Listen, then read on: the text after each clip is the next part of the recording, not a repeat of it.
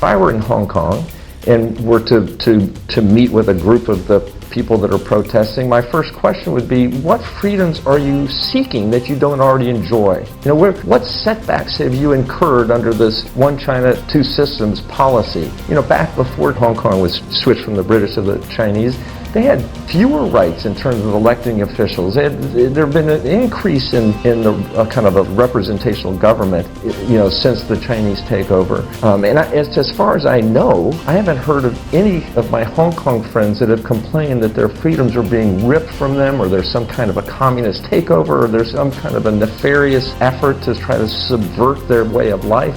So I guess while of course as an American you can't help but want to support people that are protesting for freedom, the question is, what freedoms are they missing?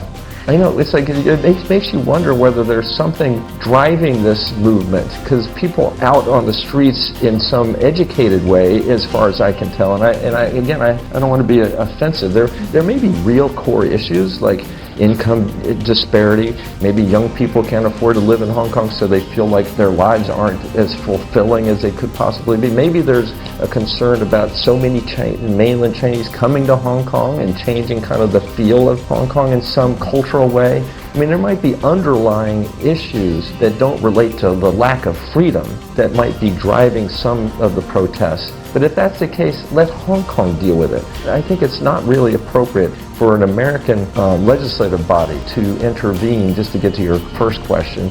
If I were in the Congress, I wouldn't have voted for it.